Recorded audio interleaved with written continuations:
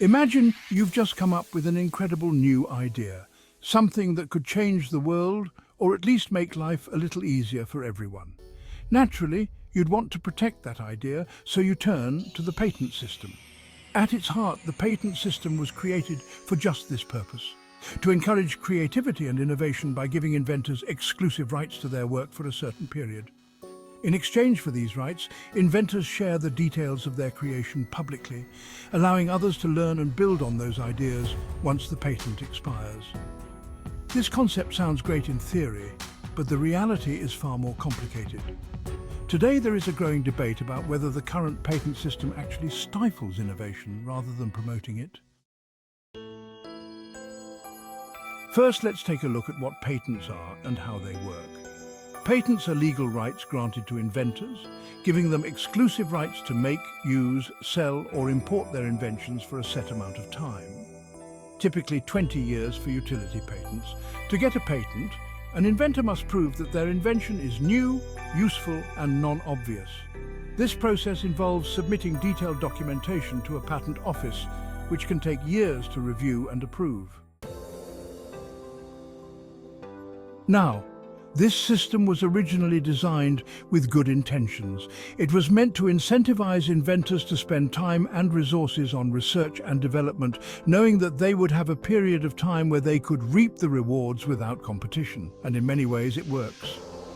The pharmaceutical industry is a perfect example. Developing new drugs is extremely expensive and time-consuming, often taking over a decade and costing billions of dollars.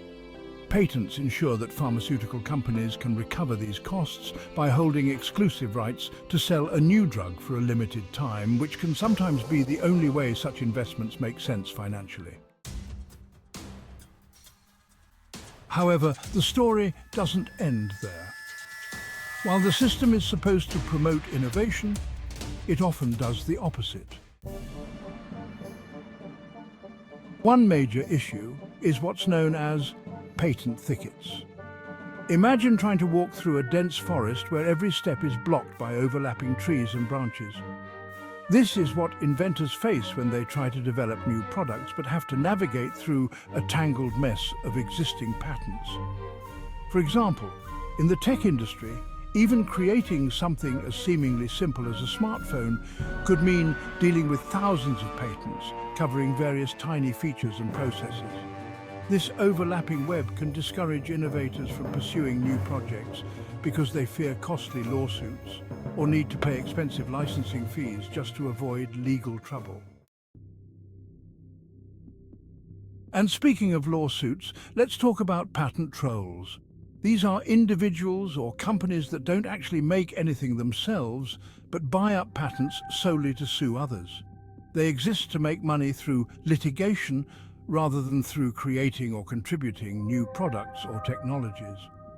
This practice has grown so common that it drains billions of dollars from innovative companies each year.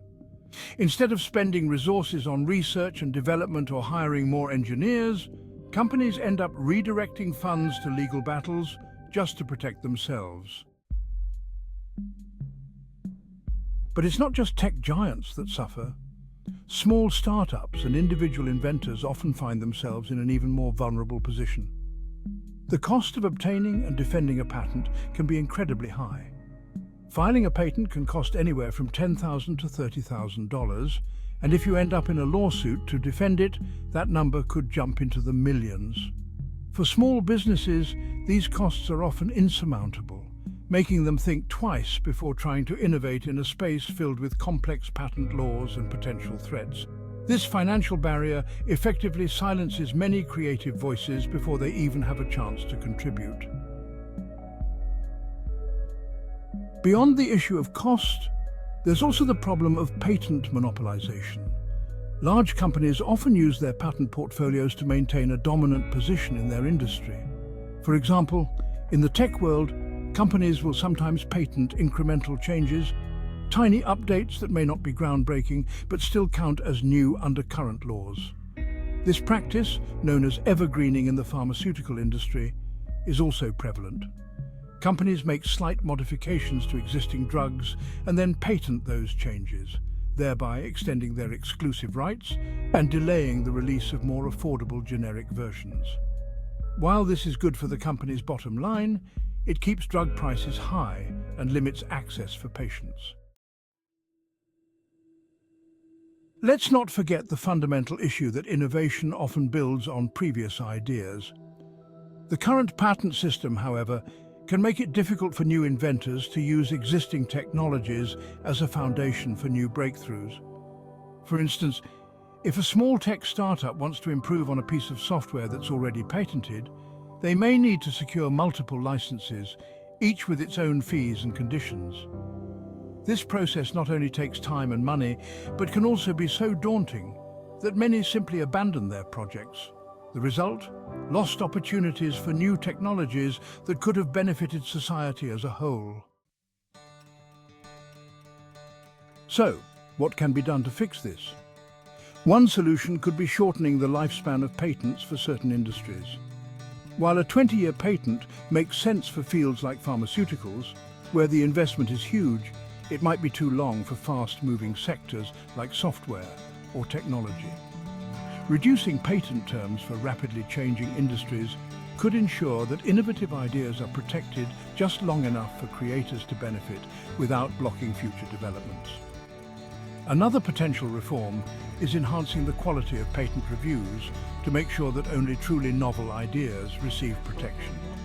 This would involve a more rigorous examination process that filters out vague or overly broad patents. Stricter guidelines could limit patent thickets and reduce the number of questionable patents that contribute to unnecessary litigation. Moreover, revising the legal framework to discourage patent trolls would be another step in the right direction. If the system were restructured so that only practicing entities could sue for patent infringement, it would eliminate a major drain on resources and allow inventors to focus on creating rather than defending.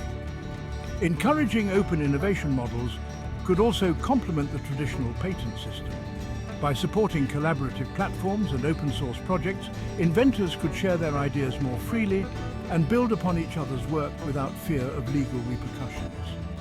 This type of cooperative environment has already proven successful in software development, where open source frameworks have driven significant advancements. In conclusion, the patent system was created to protect inventors and encourage innovation, but its current structure can sometimes do the opposite. From patent thickets to the threat of patent trolls, there are many obstacles that innovators face. High costs, lengthy processes, and monopolistic practices all contribute to an environment where only the largest and wealthiest entities can thrive. For the system to truly serve its original purpose, reforms are needed to ensure that it balances the rights of inventors with the collective good of society. By modernizing the patent system to match the rapid pace of technological change and promoting more open forms of collaboration, we can unlock greater opportunities for progress and creativity.